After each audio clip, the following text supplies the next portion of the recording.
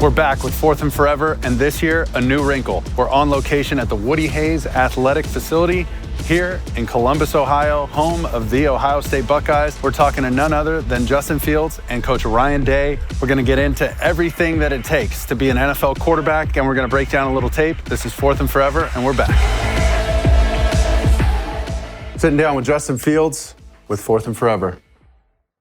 Buddy, this is your new football. Appreciate it. You ready to rock? I saw you slinging it yesterday for your pro day. I'm ready to go. Look good. I had a pretty solid day yesterday. Oh, man. And you ran, like a freaking deer. Hey, I tried my best, but, I was hoping for that 4.3, but I saw a video of you ran pretty fast. Talking about that, and you're kind of getting yourself hyped up, ready to roll. I know your father was a police officer, coming from a household where my dad's a firefighter. Mm-hmm. How big was discipline in your house growing up, and how did that, affect you as an athlete and a person? Yeah, my dad was definitely disciplined, with me growing up, of course, especially in school. He wouldn't tolerate C's at all, so on the report card, it was always A's and B's. Okay. Even in school here? Of course, it was harder, school and college, but for sure, up until high school and stuff like that. But he's been very disciplined in my life, and of course, I think that's kind of carried over. The way I carry myself now, he's taught me a lot of lessons, on the field and also off the field. So he's just been a great father overall. So great father. As a police officer, when everything goes on this past year, there's social injustice, police force is under fire. There's you're in the center of this thing as a young Black American athlete with a platform, right? And as a minority in this country, now you have this platform and this voice. Was it difficult? How did you manage those things? And what did you talk to your dad about? Did you have any conversations with him about, hey, this is how I feel, here's what's going on. Dad, what's your perspective? What was that like? Yeah, of course, it was definitely kind of, me in the middle. Of course, being a young Black African-American, and then my dad also being a police officer. But we definitely had those conversations within, those times. And when it was kind of, I guess, the peak time of it, he pretty much told me, the two different perspectives from a police officer and, of course, us being Black. So, it was kind of just, getting on the same page in terms of what they're thinking and, how we feel and how we're affected by, of course, different police officers and, different, I guess, situations that pop up around our country. So it was definitely a eye-opening moment for me, and I definitely learned a lot. Absolutely, and you saw how much weight your words carry. When you talked about when the Big Ten was talking about, hey, we're not going to have a season, and boom, you put out a tweet. It reaches almost 1 million people. Yeah. That we want to play. Coach Day spoke to that yesterday. Your leadership ability. Yeah, I think that his transition was an interesting one. I think that when he came here, it wasn't like he could just walk in here and earn the respect of guys. This is a very prideful place where there's a lot of strong leadership, and for him to come in and earn, the respect of the guys, we did not make him a candidate to be a captain that first year, but he might have been voted. Really? He was probably about ready by that time because he went through the spring and really worked hard in the offseason. I think the guys really respected who he was. How do you do that? You ask like a committee of players, like who do you think should be captains, or you give them options and they do it? How does that work? Just curious. Yeah, so what we do it is they have to be typically a fourth or fifth year senior. Okay. And there are some times where we will have like a third year guy if we think someone's a really excellent candidate. Yeah. But typically here it's either fourth or fifth year guys. Gotcha. Going into senior year. So he shows up, potentially one of those candidates, but you guys kind of make him earn it, which is fair. Exactly. Then the team's response to him. Yeah, I think they all respected who he was because he was, jumped in immediately and took command. Yeah. And they saw who he was, and I think they believed in who he was on the field, that he was going to be able to help us. I used to say it all the time, you can't be a guy until you're a guy. Wasn't the guy until he became one of the guys. Right. And then all of a sudden, you start playing the season, you start making plays, and now it's on, baby. But I did think our team did a great job, and Justin was out in front of it, of speaking up and using their voice. The fact that he had a petition, we want to play, and he was out in front of it. He never said, I wanted to play and not be safe. Right. We want to play safe. How did that start? Well, I think there was some guys on our team that were like, well, guys who are 18 can go to war, and they have a decision that they make. Well, why don't we have a voice? is anyone asking us what we think? Oh, wow. And so I never really got into any of that. I said, this is your guys' decision. Ohio State offers you an unbelievable platform here, unlike any other school in the country. That's right. You guys need to use it, but use it wisely. Sure. And you got to be calculated in what you say. You can't just be reckless. Right. And I thought they handled it really, really well. And they just said, this is what we want to do. And I said, I'll absolutely support you. Last year, during a lot of the civil unrest and things that were going on, same thing. These guys used their voice. And it's my job to support them and help them with that. My job isn't to tell them what to think or what to say. My job is to support them. And I guess it is easier when you know that these guys are well thought out, that they're saying things for the right reasons. When they speak, people listen. And your ability to kind of take the reins of that kind of stuff and understand, your place as a prominent figure, somebody with a platform. Where'd that come from? Is that, just from being in the spotlight at a young age? QB1, I remember seeing your show on Netflix. You just kind of been indoctrinated early with that, and that's just how you are, because the way you carry yourself through these trying situations is pretty remarkable, right? You're not like this. Everything else around you is like a roller coaster, and you're just steady. Where does that come from? What is that inside of Justin Fields that makes you like that? Yeah, well, just going back on that petition, I think it was just my pure love of wanted to play the game, and how that petition started is just I kind of realized how big my platform was, and how big social media was, and I kind of just used that platform. It was honestly my parents' idea, because I think the first 2 weeks of football, other conferences were playing games, and my teammates and I, we were sitting at home watching these games. So it would have been my first season, since I was the age of 5, not playing football. So it was definitely tough on us. So I was really just trying to do anything I could to get our season back. So that's when my parents kind of came up with the petition idea, and of course I put it out there, and of course it did kind of blow up. So yeah, it was incredible. In some ways, people can partially credit you with saving a Big Ten season, which is a lot for. How old are you? 21, 22? 22. Yeah, you're 22 years old. Yeah, that's a lot for a young kid to handle, and yet you did it with such poise. I want to talk about the other quarterbacks in the draft and where you see yourself. I know you said on NFL Network, you said, I'm the best quarterback in this draft. And I love hearing that from quarterbacks, because it's a unique position, right? Yeah. A bunch of wide receivers play, multiple linemen play, running backs switch in and out. There's one guy at quarterback, right? Sure. There can only be one. So it's a competitive group. It's a different kind of energy. And you got to feel like you're the baddest dude out there when you step on the field. As soon as you step in between the white lines, you're an extension of the coaching staff, and I feel like you handle that so well. You've been compared to Trevor Lawrence forever. You guys grow up together, and you're competing at Elite 11 and all that kind of stuff. Where do you see yourself in this year's draft? I know there's 5 really good ones. Where does Justin Fields fit, especially after what you showed on Pro Day? Of course, I see myself at the top. And if you're a quarterback, if you're a competitor, you're always going to say that you're the best. So kind of how I look at that, question, if you ask LeBron that question, or if you ask Michael Jordan that question, who's the best basketball player of all time? Of course, they're going to say themselves. I think you just have to have that mentality of being the best. And you have to carry yourself like you're the best and like you're a pro. So I think that's what I do. And I think I'm going to continue to do that, and that's kind of how I see myself, ranking these. Of course, all the other quarterbacks are great. They can do a lot of stuff. Trevor, he's been great since like the 8th grade, I think. Yeah, you still talk to Trevor? Yeah. I still talk to him. Yes, sir. I still talk to Trevor, and of course, he's been a great friend, a humble guy, and I really respect Trevor. And I got this past offseason, I got a chance to work out with Zach Wilson, and just kind of being out there, competing with him every day. Yeah. Learning from him. He's a great guy. I was actually learning stuff from him, in his drops and stuff like that. Because Zach's just a great overall quarterback, great guy. So he's taught me a lot. But did you guys talk? Did he say like, "Yo, I'm thinking about coming out next year," or anything like that? No. The only conversation I had like with that was Trey Lance, the guy that went to North Dakota State. So I think it was maybe before this last season, he was like, he knew that they weren't going to play, so he was kind of going back and forth or whether he should declare or not. And of course, Trey's a great quarterback, also a great athlete. But I think after he talked to his family, of course, it was the best decision for him. So that was kind of the other quarterback who I had that conversation with. Well, that's interesting, because you guys are going to be obviously competing against each other. Yeah. And you work out with Quincy Avery sometimes. You've done some 3D quarterback stuff. Talk about Quincy. Talk about John Beck. the guys you've worked with so far, because they're both renowned, quarterback gurus and some of the best around. What was your favorite thing from Quincy? What was your favorite thing from John Beck? Yeah, so I mean, I actually grew up, going back and forth quarterback trainer. So my actually first quarterback trainer from like this end of the 6th grade, his name's Ron Ville, and he actually grew up, training me and Trevor. So.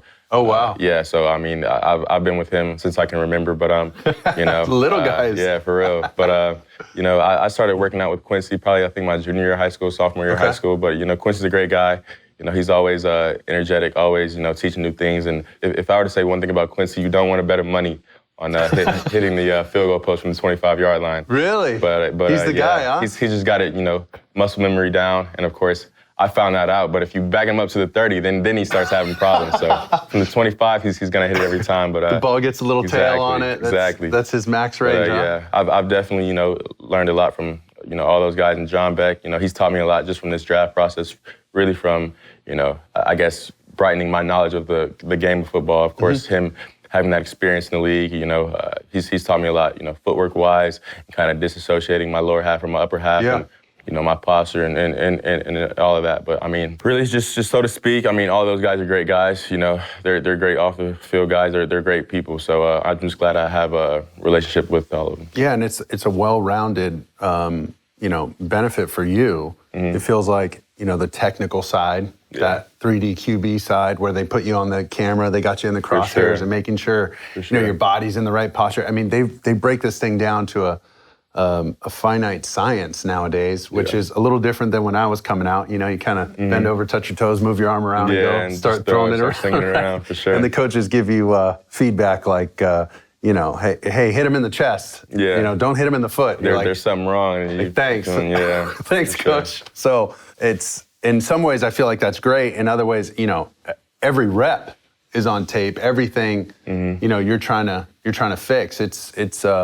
It's impressive what they do. So now that you're really honing in on the technical side of the position, they teach you so well to throw on platform and get you in the throwing position, like in the perfect platform, right?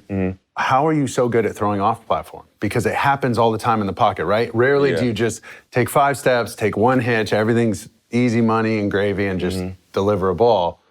Where does that come from? And then your ability to decide, I feel like your discernment when it comes to take off and run or remain a passer is some of the best, right? Because with your running ability, I don't know if I could ever just sit back there. Yeah. Because I would always, I wish for one day, one game, I could wake up on a Sunday and go play knowing I could run a 4.4. Just roll out of bed and I can run a 4.4. So if I had that ability, bro, I'm taking off. Yeah. I'm like Michael Vick, rookie year, like, let's go. How do you hold that back? Why do you want to remain a passer, and how are you so deadly in the pocket? What is that? I would definitely credit my off-platform throws to my baseball background. So I actually been playing the baseball since I was like 3 or 4 years old. Yeah. So, I've grown up playing shortstop. Did you try and play here?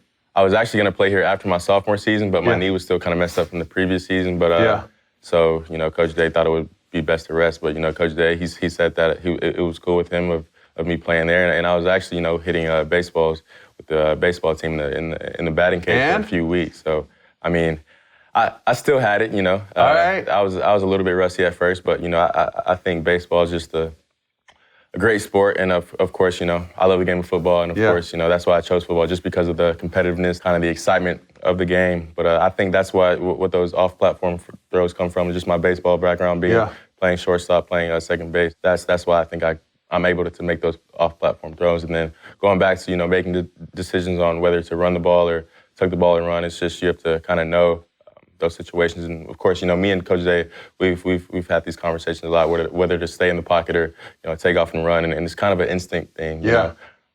It's kind of like a timer in your head, and I always have a mindset that I can improve in that. So of course, I'm not perfect yet, but I'm willing to work on getting better at it. Each and every day. But it's definitely tough sometimes to not just try to tuck it and run, because you could have a open receiver downfield. So it's kind of just knowing when to tuck it down and knowing when to stay strong in the pocket. And, yeah, for sure. Okay, what about let's talk about this diet thing, bro. I don't know. I mean, we said it before we started. I don't know if I could do it. Maybe if I was playing because, you're dedicated and you're disciplined, but it takes a lot of discipline to not just go and get a cheeseburger, especially after a big win. Sometimes I just want some nachos, sometimes with nacho fries with carne asada on them. Just something like... Just something to I don't know. Reward yourself. Yeah. Like, I'm exhausted. Let's go have some good food. Explain the plant-based diet, where'd it come from? Owen, Only What You Need, right? And Beyond Meat, you work with those two companies so far, and I'm sure plenty other ones are lining up. What's it all about? Tell me. Because, you saw the difference in your body. Even as a commentator, I was like, dang, this dude came in this year looking like a Greek statue. Holy cow. He's ready to roll. What's the difference? Boom, this vegan diet. Explain it. Yes, my family actually,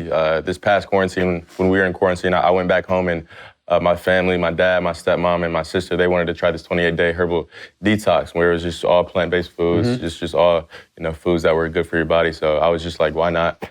I'll hop in it too. So after that 28-day period, I pretty much ended up liking it. So I was just like, I might as well stick with it. Wow. And, I think my genes, my dad will tell you this, but if I wanted to weigh 250, I could definitely get up to 250 in like 3 or 4 weeks. So come hang out with me. Yeah, this plant-based diet has helped me a lot, in terms of kind of feeling better within my body and kind of feeling stronger within my body. So, and to be honest, if I continue to lift, continue to work out, I really don't lose that much weight. So I think, of course, I just weighed in at 227 yesterday. So it's not like I'm just a stick or anything, but it's definitely helped me a lot. I definitely feel better within my body, and the two companies I'm working with is Owen and, of course, Beyond Meat. And, Owen is a great, plant-based protein shake. So I've been, trying to find that plant-based protein shake for a while now, just for after a workout or something convenient. And, being plant-based, a lot of people have that, I guess, mindset that it's disgusting. But, you know, I think, Owen's a great tasting drink within itself, and it's a great company. It's an up-and-coming company, so I'm definitely excited for the partnership with them. And going to Beyond Meat, I think their food just tastes like regular meat, but it tastes just as of good. Of course, huh? meat eaters will love to disagree with that. But I wouldn't say I'm a picky eater, but just me, kind of having that mindset that I'm putting the right stuff in my body, that, this is helping my body. It definitely makes eating the food, easier for me. Yeah. But it tastes just like meat to me, so. Dang, it's a sacrifice, it's a discipline. I respect it. That's tough. Let's get to something more fun, at least for me. All right. I'm a big dog fan. Yeah. You got this dog, Uno. Got my man, Uno. It's a lot of responsibility, a dog. For sure. In some ways, a lot like a kid. Mm-hmm. How did you manage that during college? Mm-hmm. Dog's pretty damn cute. Yeah. And why a pooch? Where did that come from? Yeah, so I got Uno, I think maybe right before our season last year, and basically I got him just to, not be bored at my house. So I live by myself, so I was like, you know what, I'm always bored sitting at home, so why not get a dog? So I got Uno from Is Uno of like Latin descent? Where did the... So Uno's for, so number one, of course, my number's one, and I really couldn't figure out a name for him. I think I was gonna name him like... Sanchez or... Yeah, something like, nah, not Sanchez, but I forgot what names I have for Uno, but so I think somebody just suggested it to me, and I was like, that's a pretty good idea. So, nice. Ever since I heard that from that day on, I was like, yo, your name's Uno, so yeah, that's kind of how the name came. And he responded, si, senor? He responded. What? Si, senor. No, it took him about a good 2 or 3 months to actually figure out his name, right. so. And what about, is he on a plant-based deal? Is he eating whatever he wants? Nah, Uno pretty much eats whatever he wants. Not, of course, whatever, but just dog food. And I might feed him a little bit of peanut butter and French fries here and there, so not bad. French fries, very good. What does an NFL team get when they take Justin Fields? I think whatever NFL team drafts me, they're going to get a leader. They're going to get a hard worker on and off the field. And, I think they're going to get a passionate, dedicated worker. I think that's kind of unmeasured when it comes to, looking at, football players, and just my passion and my willingness to wanting to be great. So that's what they're going to get. They're going to get a quarterback that can extend plays, a quarterback that's smart, decisive, and, that again, wants to be great. So that's what they're going to get out of me. They're going to get a guy that's going to make their teammates better, make everybody around them better. So I love that. I think we saw that in your tape this year. Let's look at some of these plays, because these jump out to me. I got some clips from your Indiana game last year, some clips from Clemson last year. I like to watch when I'm breaking you guys down, these young quarterbacks coming out. Mm-hmm. I want to see your best game and maybe some of your worst games, right? And see what the trajectory was like during your career, during your season, during this specific season, and how you've grown from some of this stuff. But you guys go down the field, maybe first drive, second drive, score right away. Then you get into just a quick little flat snag corner. Yeah. In my opinion, just a little too greedy, right? If most importantly, this flat defender, you're reading him. Yeah. And if he moves either way, this time it happens to be the corner, boom, you get some sink by the linebacker, bang it to this guy in the flat, bang it to your little snag route, right? For sure. And I think you're just forcing a little bit here. Yeah, what were you thinking on this snag route? Yeah, so this concept, our movement key is the widest defender, so you're right, it would be this flat defender, this corner. So I'm pretty much reading him, and to be honest, I should have taken Chris right here on an easy hitch route. Yeah, number 2, I think something was in my face, so that's why my kind of eyes went to this corner route, and I was really just trying to make it kind of his ball or incompletion. That's why the ball is kind of outside. But this play right here is just pretty much a flat read, and of course we can alert that corner versus man or quarters, and then if we don't like the front side, we can work back side to that dig. But for sure, good spot to miss. Good spot to miss. You're all right with that one. Shot called doesn't always mean a shot taken, right? I think you guys have some sort of throwback. You're trying to get 2-on-1 on the safety on this backside, right? Yeah. And pull up throwback. And I know you're trying to throw this ball away. I just thought this was a good lesson. Yeah. Watch it from the back. If this guy doesn't clip your heels, this ball's going in the 7th row, I think. I think it's getting thrown away. And it's just a reminder, like that time clock for you, because this is half a second from being a throwaway play, and this guy lucks into a ball, right? Yeah, I mean, this game, I definitely learned a lot. Coming into this game, Indiana was so-called supposed to upset us. So I think, coming off that first drive, we score off the first 2 plays, and I kind of get hyped. He also doesn't do a whole bunch of talking. He's even keeled that way. Yeah, right. A little more stoic. Yeah. And he even said to me a little bit in that after the Indiana game, he says, I got myself a little bit excited early on. I hit an early one. He goes, that's not me. He goes, I need to be more even keeled. And I think he learned a lot from that game because that's who he is. And that's a good trait to have as a quarterback, is not to ride the roller coaster, is just kind of be steady in there. Usually during a game, I try to stay even keeled. And I think this game I was trying to be, a little bit like Superman. So it's kind of, knowing when to take those sacks, knowing when to throw the ball away earlier, and knowing what position to put your team in that's going to make your team most successful. No doubt. Here, let me see this thing. So when I was a rookie and threw plenty of interceptions, had plenty of plays like that, a coach sat me down and said, when you hold this ball, you hold the hopes and dreams of the entire organization. For sure. He said that. Yeah. So he's like, you need to protect this thing with your life. He's like, I'm not saying play scared, but when it's time to say uncle, it's time to say uncle. Just cut bait and move on. And move on to the next play. He said, John Gruden said, hey man, just get on with your life. Yeah. He said, you're trying to throw slants into cover 2 man. He said, that's like jamming sand up a gnat's ass. Yeah. He goes, you know how small a gnat's ass is? Very small. Okay. So I'm taking notes and I'm like, gnat's ass, how small, question mark. So I get it. I've been there. I know where you're at. Pressing a little bit, trying to maybe do a little bit too much, and then this happens. Boom, you get a little pressure in the pocket, and this is what I love. Because at the end of the day, if everything breaks down, there's still this, right? You got these tree trunks for legs, vegan diet, look at that, get off me. Yeah. Get off me, meat eater, look at you. In the pocket, protecting the football, and then you're gone, bro. This is rare, this is special. This is what you bring to a team when they cover you, and this breaks a defense's back. What's that all about? That's weight room, that's just will, what is that? This is definitely a weight room, and again, kind of going back to that plant-based diet, me feeling faster, feeling stronger this season. So, when this play kind of broke down, I felt like, to be honest, me personally, I lifted 4 times a week. I kind of like to get in the weight room, of course, with this plant-based diet. You might not get as much protein as the meat eaters out there, but so I just worked hard, during the week, trying to get in the weight room as much as possible, and of course taking care of my body. So, dude, this was awesome. And then your patented spin move. Are you a video game player? I am, but I learned pretty much in that Clemson game that spin moves might be time to retire the spin. To put move it on the shelf. Sure. No, I mean, not quite. Maybe. I don't know. We'll see. Who's this kid number 5? He's a baller. Garrett Wilson. Garrett Wilson's a really talented guy. He'll be going into his 3rd year. Yeah, he's just a sophomore here. Yeah, really, really talented. Kid can ball now. Yes. He's a baller. This kid, So I love what you did here because you see this safety right away, Yeah. and he looks like he wants to double the slot, but he tries to trick you, pre-snap, and then he jumps out to cover Olave outside, right? Yeah. Your number one target. Boom, and you got no problem trusting Garrett Wilson, freezing this backer. I mean, that's a mismatch all of the day. century. Exactly. So same thing like you said. The Back's defender's turned. back turned. Wide open. Boom. I mean, this back shoulder stuff, your touch in the red zone, I'd put it up against anybody in this draft. Same thing with your deep ball accuracy, your red zone accuracy, the way you guys use the tight ends.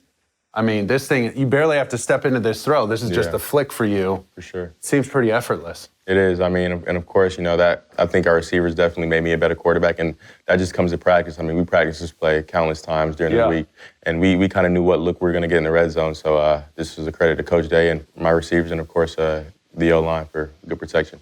Put you in a good spot, and you capitalize. Here's the biggest game of your career, I would say, huh? 6 touchdowns, 400-something yards. Yeah. Was that fun? I watched this thing in person. It was definitely fun, just kind of getting that revenge back from last year, and that kind of fueled our whole offseason. Yeah. After the 2019 season, we had that score 29 and 23 up in our weight room, up around the field in the indoors. So we kind of got fueled by that, and we were working towards getting back to this game because we knew that Clemson was going to make the playoffs the following year. So we just wanted another shot at them, and of course we got that shot, and It was clear, man. I mean, you're making these throws after taking a hit. It looked like you got hit by a Volkswagen bus. Yeah. You come out for a couple plays, and boom, you're back in throwing a touchdown. He's a very composed, thoughtful, even-keeled person who's quietly as competitive as I've been around. Sounds a lot like you. Well, I'll tell you, I mean, the shot he took in that Clemson game to come back and play, I mean, it was, until you really saw it, I mean, it was like getting hit by a Volkswagen. I mean, he got, just nailed. And then to come back and play. And To all the people out there talking, hey, Justin Fields doesn't go through his progressions. He only hits number one. I mean, I'm watching Hank here. This is a West Coast staple, and you're getting to number 2 easily. I got some more clips on here showing you go through full field reads. You're also getting to this number 2 guy. I mean, the defense, he makes a good move at the beginning, making it look like he's going to cover the tight end, so your tackle doesn't get out to him. Yeah.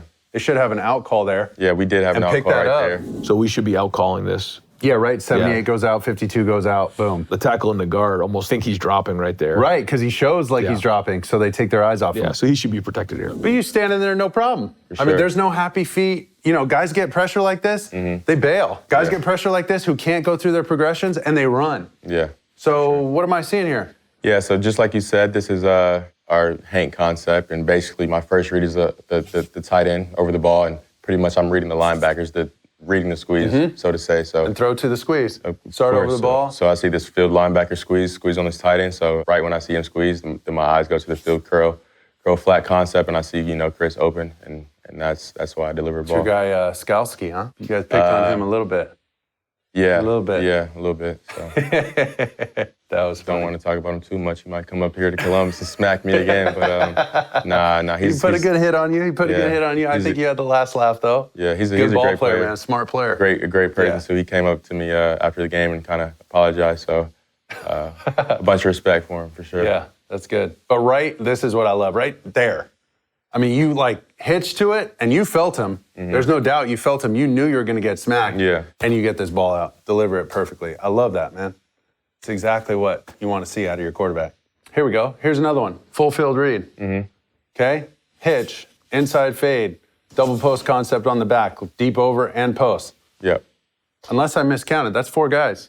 No? 4 guys, for sure. And who do you dump this ball down to? The running back. Who is number 5. See, okay. So can we squash this idea and this notion that Justin Fields can't read through number 1? Hey. That's ridiculous. It is what it is, though.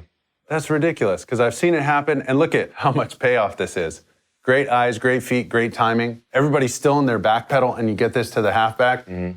Awesome anticipation. And the other thing, too, is you hit him in stride, right? You make this guy turn around. He's got to bend over and touch his toes to catch the ball. It slows everybody down. Yeah, this is for sure. Dude, you're going to make money doing this, buddy.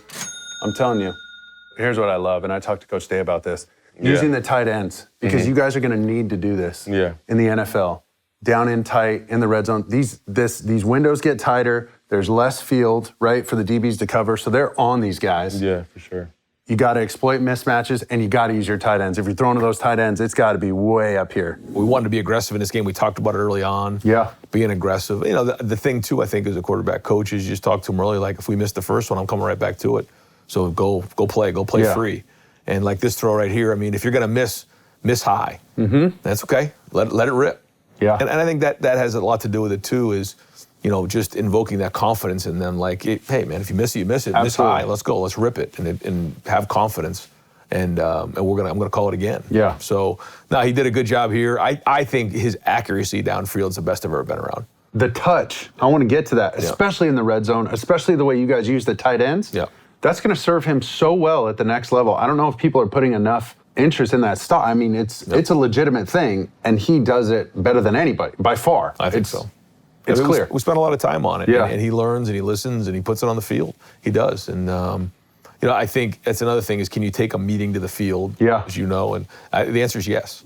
Dude, where did this arm strength come from? This is a rocket ball. Yeah, I mean, you know, I had to put pretty much everything I had into this one because, of course, it's safety right here. Yeah. This field safety's trying to steal off of it. Right here, we kind of have a double post, you know, crosser towards the bottom. So we get a quarters defense. So I wish this inside tight end would have kind of ran through the outside shoulder. He's got to go over the top to attract the safety. Yeah, just to hold that safety a little bit more. But I thought there was still a little bit of room to fit that in there. So that's why I kind of threw his ball top shelf. And, you know, Jeremy Ruckert, of course, he went up and made a great catch. Dude, this is big time.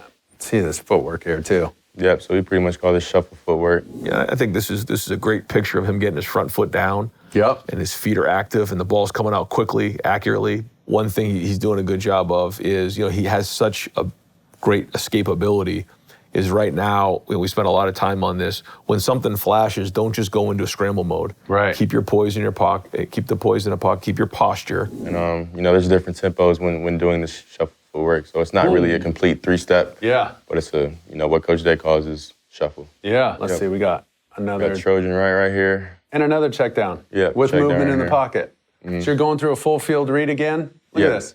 So this is pretty much a man zone read, and our movement key right here is this bottom corner right here. Well, we do have the tight end split out, so that we kind of get a man zone ID from you know, the beginning of the play. So right when I see this corner right here, we know it's zone. So I'm pretty much reading the seam dig concept up here, and that's taken away. So of course, you know, that's not open. So I move up in the pocket and, you know, find my check down. Right. This was a huge play.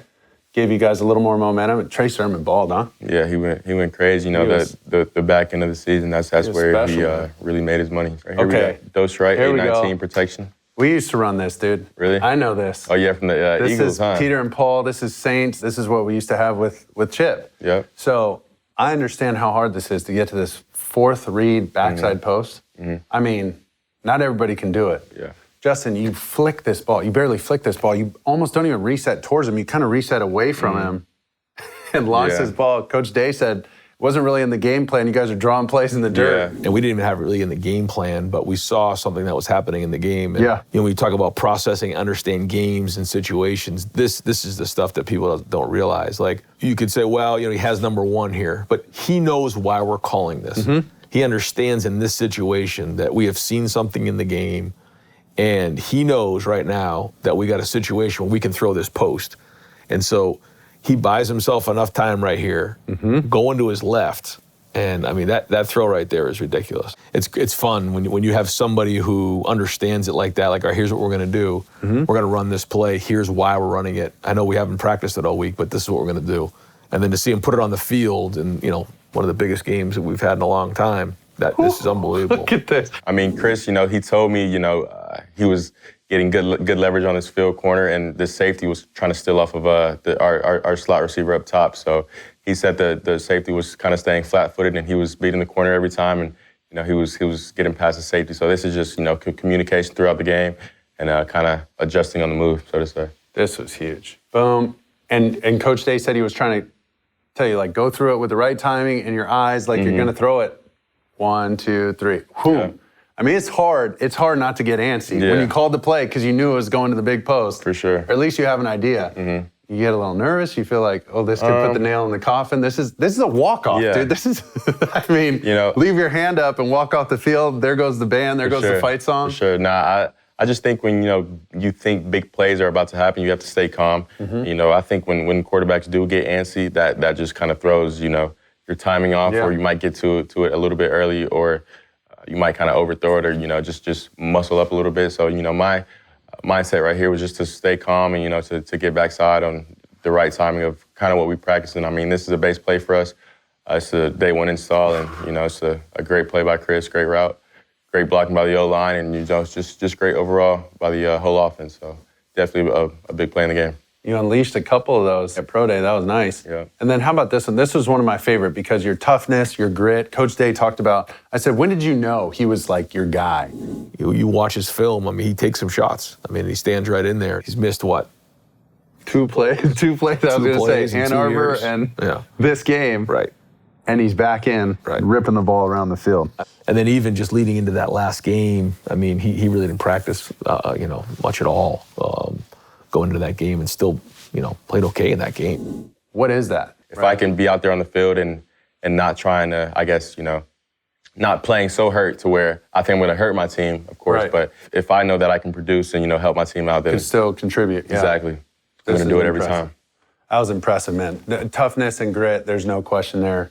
I think it's not even close with anybody else in this draft class. All right, Justin Fields, thank you so much for doing Appreciate this. you, Really man. appreciate it. Yes, sir. Good luck with everything. Stay healthy. We'll be watching, and we'll get you after your first season. Get a little rookie recap, all right? Sounds good. All right, bro. Thank you. All right.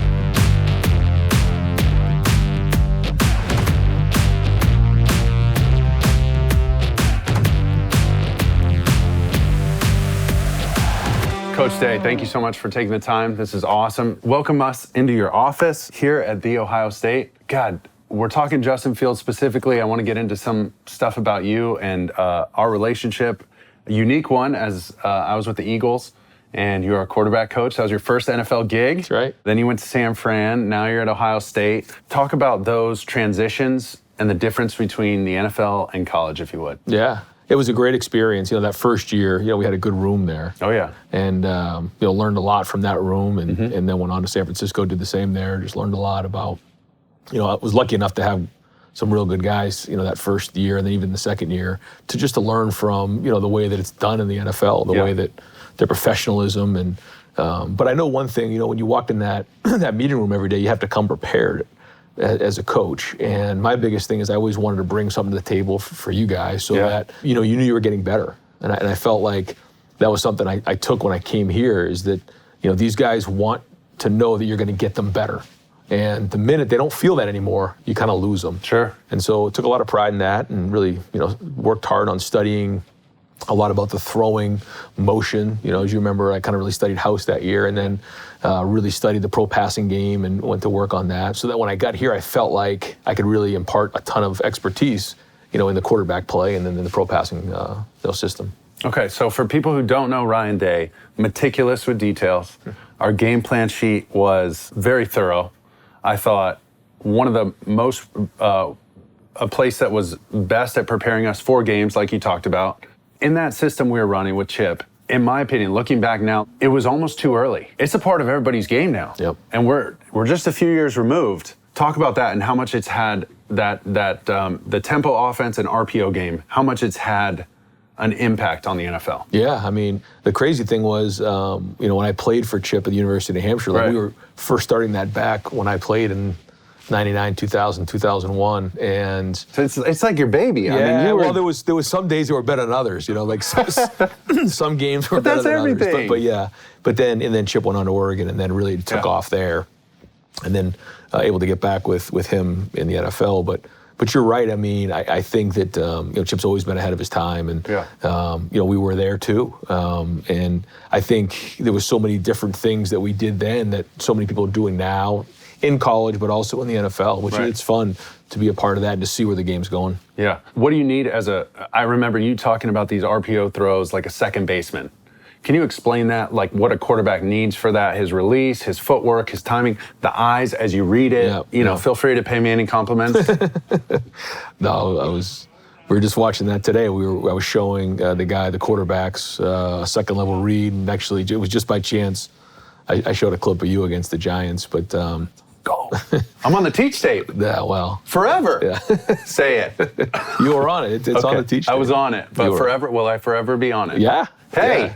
Yeah. You were one of the best at reading the second level and then really selling it if you were going to decide to pull it to get that backer to bite and then find the window. You were very, very good at that. And it's important, right? Because you got to get the defense to draw, and any step they take away from the receiver who's going to eventually catch it, you got yak. Now we got yards. That's it. And let's roll. And I think the thing that everyone was trying to figure out was, when you're under center, you have play action pass. And you can really sell it. You can turn your back to the defense, get everybody to bite. People realize it's very difficult to have play action pass with heavy suck from the gun. Yep. So that's really where these RPOs came from, is they're really play action passes. Now you're reading somebody, but at some point it becomes a play action pass. Right. And if you are going to throw it, there's some salesmanship in there. I mean, you got to really sell this thing. And if you're going to give it, then even afterwards, after you give it, you want to come up and fake a throw or run. And I think the RPO game, it's different for different people. I mean, you could read, a down lineman and still throw. You could read a linebacker or second level guy, but you can even read a safety and do those kind of things. And all it really is doing is, the way that I look at it is, a lot of times it's, you're reading somebody, yes, but you're really just trying to create a play action pass from the gun. Right. Is what's ultimately is trying to happen. If they bring the next guy, the seventh guy down, or the eighth guy down, depending on your set, you used to throw play action pass. Right. You think about under center, you used to have the old checks. Yeah. If it was too high, I'm running the ball. If it's one high, I'm throwing the pass. Correct. Now what we're doing is post snap, we're just doing that. Yeah. And so, although we're reading them, we're also selling the run when we throw it. And it's a serious mental process. I mean, under center, I remember running two-back power and having like a quick slant off of it. Well, we also did it off of single back. Now you're doing it out of the gun, single back, same side power, pull the guard. And if that safety gets a little close, well, that receiver looks like he's going to go crack him anyway. He's got to go block him anyway. He's going to be in that position anyway. We'll turn around because the ball might hit you in the chest. That's kind of thing. If that safety reacts, which is, it's revolutionary to a lot of people, but it's just that next step, I think. Yeah. And one of those things I thought you helped us master. I got to say, you're very detail oriented with that. You're the head coach of the Ohio State Buckeyes, and there's a picture over here of you and your wife, and you guys look about 16 years old. Is that like your first date? Talk about, because I know you've explained this before, but and people who don't understand this need to. Every great coach, there's a wife at home just who's rock solid. Sure. You got a great wife, you got a great assistant. Any great coach I've been around has those, right? And so talk about your wife, talk about that picture. Sure. Where were you? Well, first off, we met, I don't really remember where we met, but we were on the same T-ball team together. So we actually had a better batting average. Yeah, we need to get a better, the updated picture in here. But yeah, we were on the same T-ball team together, and she's a twin. And I'm in the middle of them, and everybody's shoulder to shoulder except for us. There's like room in between us, Didn't want to catch cooties, but yeah, we were on the same T-ball team together. Went to the same elementary school, same junior high. Went to the prom. We didn't date. Her boyfriend dumped her like right before, and I took her before prom. Came swooping in and took her to the prom. Do you hold that over her head now? No, what I hold over her head is that she got prom queen that year as a junior. Oh. We didn't go senior year. She didn't get prom queen. So I just say, there's only one thing was missing. Kid. So, you get with Coach Day, you come home with the hardware, baby. That's right. She doesn't seem to think that that's the case. But yeah, but you're right. I mean, people ask me, how does this work? You have no chance if you don't have a great wife. Yeah. And not like everything's perfect. It's hard. Of course. I mean, it's a grind. And being in this position too, I mean, the truth is she has to share me with so many other people, and that's not easy. Like me, thank you. And the kids as well. There's a lot that comes with that, and especially here. I mean, everybody knows who our family is now, and we're very public. And I mean, a little bit is almost like being a politician. You have to understand what's out there, and you're vulnerable, and you're exposed, and that's all real. And it's gone good. It's gone well so far. But we also know the minute you lose a couple games, it's going to get hard. And you take the good with the bad, and you understand it, and you talk through it. But yeah, without her, no chance this happens. And explain that grind in 2020, how difficult it was. I mean, you literally moved into your, not outhouse, but a separate structure to be away from your family, to focus on this year. That takes a ton of commitment, a ton of sacrifice, and a ton of understanding. Explain what that process was like for these kids and for you. And and then we'll get into Justin a little bit, talking about the hashtag we want to play and all that. But Yeah. give me the beginnings of 2020. It didn't look like there was going to be a season. Boom. Now, Ohio State, you, Justin Fields, are the face of this we want to play movement. What was just 2020 like, being in a different house, handling COVID, all that? I mean, there was a lot of uncertainty for sure the whole time. So that was really hard, and there was a lot of uncertainty for a lot of people. And I always think that leaders are at their best when things get hard, when there is uncertainty to move forward. I think it's easy to lead when things are going well, or everyone knows exactly what's going on. And so, I felt like this year was a great opportunity to show great leadership. I thought, we'll talk about that in a second, what Justin did, but I thought, here at Ohio State, we did a really good job of that. It was hard, but, we wanted to make sure we did things the right way and safe, but at the same time, we also wanted to play. It was hard on our players. We didn't have a spring. We didn't have a preseason. The season gets canceled through the month of September. We're not doing anything. We're not practicing. We're barely lifting. Some kids are at home, and all of a sudden, the season gets called on again, and it's like we got to find guys and corral them all. Herding cats, baby. Herding cats. Yeah, we got a season to play, and then stoppages during the season and everything like that. So it was very much a challenge. The Zoom meetings and everything like that. But the one thing that we talked about all the time was that with our team is like, we didn't try to act like everything was okay or that it was, no, this is hard. This stinks. This sucks. It's really hard, but we're going to be better for it in the end, just like any type of adversity we all face. And, if you can get through tough times, you're going to be stronger in the end for it. You don't know why you're going through it, but that's life. That's life. Life is hard. And I think a lot of our guys learned that this year. And that's one of the reasons you get into coaching, and that's maybe a little bit too different in the NFL than in college. College, even though at a place like this, you still have to win every game, but you're still teaching these guys life lessons that they hopefully can go on and carry on, and maybe in 10 years, they go back on this moment and like, you know what? We didn't know what was going on then, but we still work through things, and maybe they become better fathers and husbands and all that, which that's what it's all about in the end anyways. Twitter, Instagram, all that can be the bathroom wall of the internet, right? That's right. So it's easy to just emotionally rant. But I think you have such a unique and intelligent way of going about that hey, you don't hide those feelings, right? You recognize those feelings, categorize them, compartmentalize them, and then, okay, how do we want to move forward? And you present the team potentially with options of, hey guys, here's where we're at, here's what we can do. We can go one of two ways, one of five ways, whatever it is. Speaking to that platform and these players and their influence, name, image, and likeness is coming down the pipe. Where does it go? What's your biggest fear with that? Well, there's a huge spectrum of where this thing could go. I mean, it's like the Wild Wild West. Well, it can be. Yeah. I think that's one end of the spectrum. Right. That's certainly an extreme. Is concerning. Yeah. Yeah. I mean, I think that can really compromise the college football model. Sure. But I also think that there's some other things along that spectrum that are reasonable, where guys can make some money off their name, their image, or their likeness. And when you look at Ohio State and the platform that we provide and our social media interactions, it's off the charts. When you look at our numbers, it's unlike any other place in the country. I think that's where guys are going to find the most opportunities through the internet and through social media and interactions. So we actually have a meeting next week where Gene Smith, our athletic director, is going to come in and talk to our guys about all that, because he's a big proponent of this, but also, want to make sure that it's done the right way and it's not just completely one end, because that now you're talking about, now pay for play really is what it becomes, and when it goes to the other end of this thing. Sure. It's not just marketing. It's not just, and you got to pay taxes, and now, and who's going to handle all that? So now, do you hire an internal marketing agent that handles any internal marketing strategy opportunities? Then does each player have some sort of, rep? Right. And now hey coach, I got to do something on Tuesday morning at the local Ford dealership. I'm getting paid $20,000, so I'm going to be a little late. Whoa, you know, so it can take on a life of its own. A lot of things will get sorted out, and it'll be a little messy, I think. But it sounds like you guys, I'm not surprised. You're trying to get ahead of it, trying to use it for its benefits. Yeah. And that's a huge recruiting pitch, right? You can go speak at a donor or a booster's golf club and make $10,000. You come to Ohio State or a blue blood program, that's on the table. Yep. It's almost a foregone conclusion, potentially a guarantee to these kids.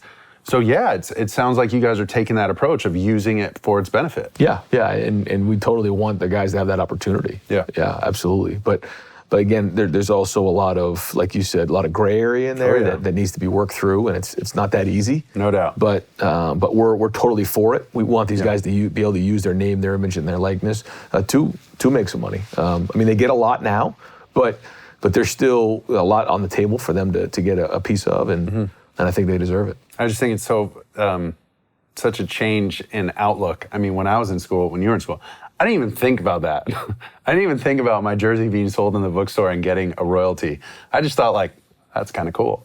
Now the cat's out of the bag. These kids are a little different, but that's okay. Speaking of spotlight, name, image, and likeness, let's dive into Justin Fields because, in my opinion, he's still top 3, if not top 2. He's been compared all his life with Trevor Lawrence. Him and Trevor Lawrence have this thing because they're both from the same area.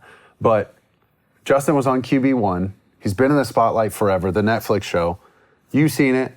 Give me your first impressions there and talk about his transition from Georgia to Ohio State.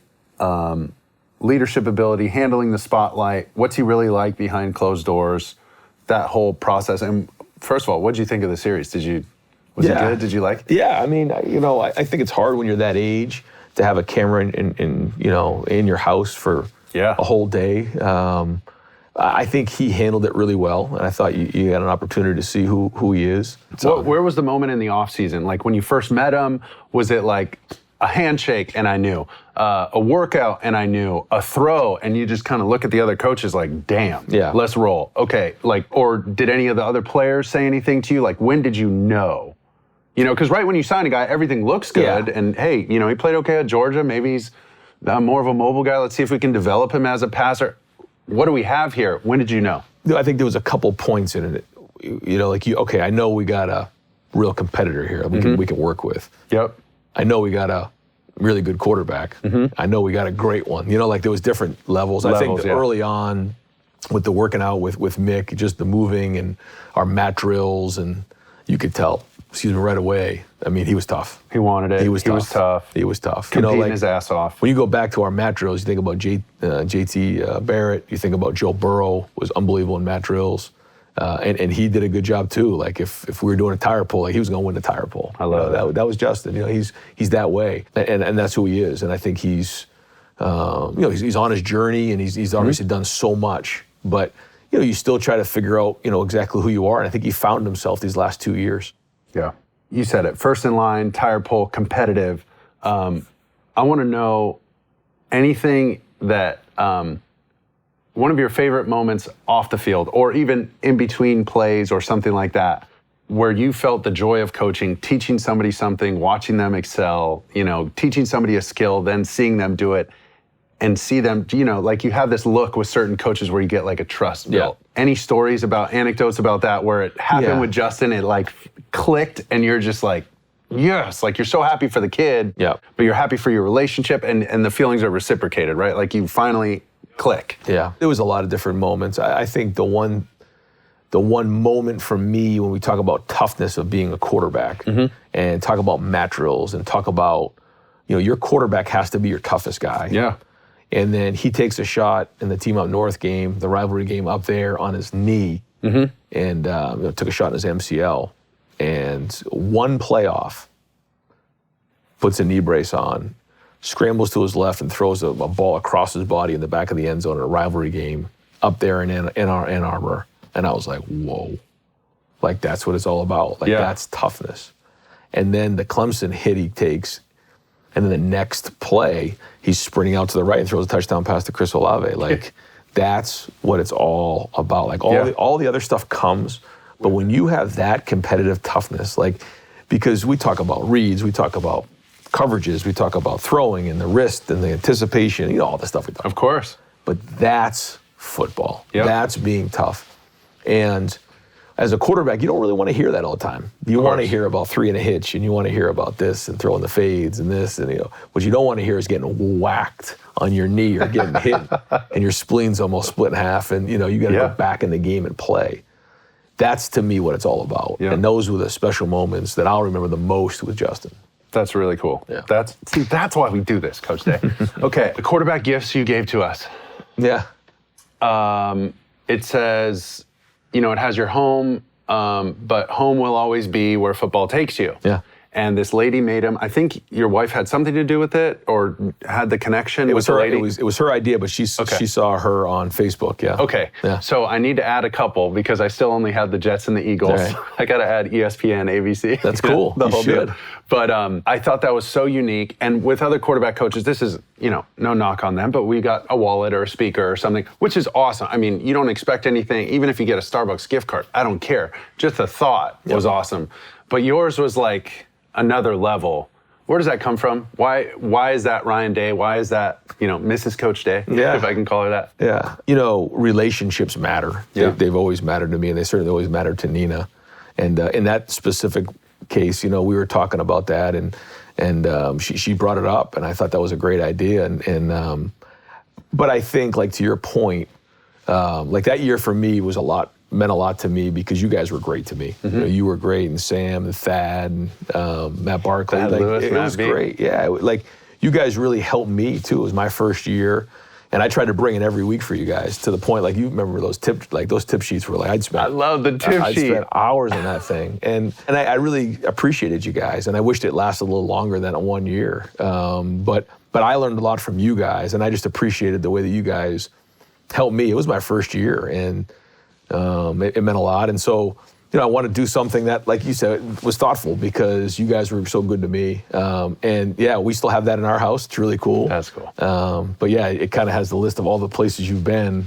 And sometimes you just look at it, and you're like, wow, that's our career. That's who we are. No doubt. Yeah. It marks, different periods of your life. Just like a popular song in high school. Like, I remember the first time I heard it, and it just reminds me of senior year football or whatever. Yours right now reads Ohio State.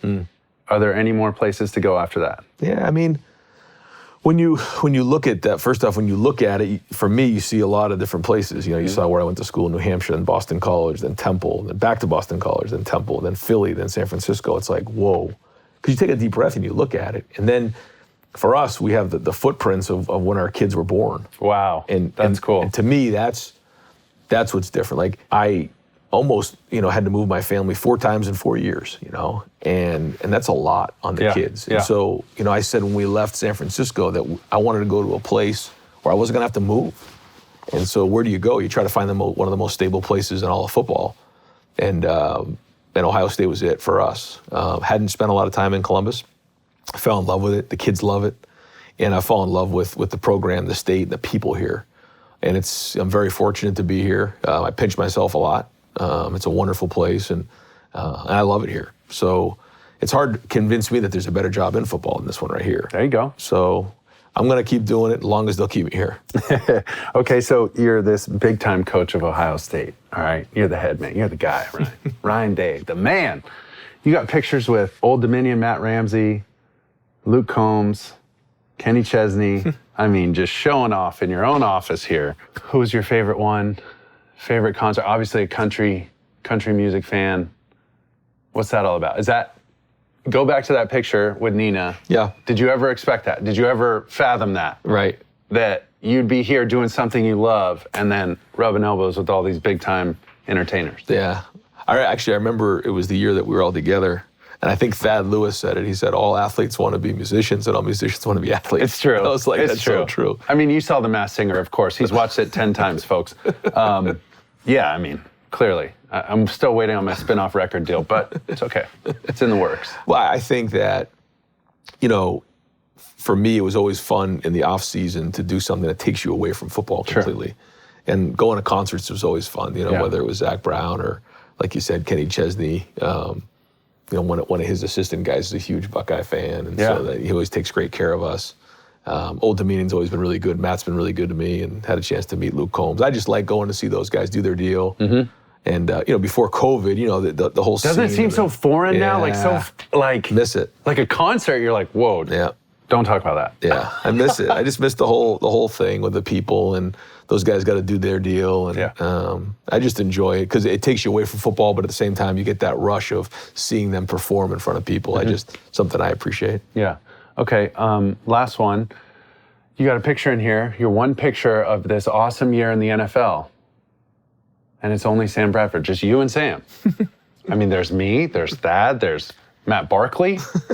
I need an explanation. There's 2 possible answers, Coach. Go ahead. They didn't have a big enough frame for my picture, or the picture's blurry. So you pick. Yeah, I'm not sure what happened there, but Come on! I'm not sure what happened there. Yeah, we got a few pictures in here. I got to get you up on the wall though, brother. I mean, I'll petition for it. That's fine. Okay. The one picture I do have in your facility here, who recruited me, by the way, is a picture of me getting sacked by Ohio State alum Cam Hayward. Oh man, That's the only remnants of Sanchez in the building. all right, we got to change that, bro. All right. Is that like a firm promise? Can Yeah, we get that to camera 2 here? Yeah, I'll get you some. We're just giving you a hard time. I appreciate it, Coach. That's fun. Thank you.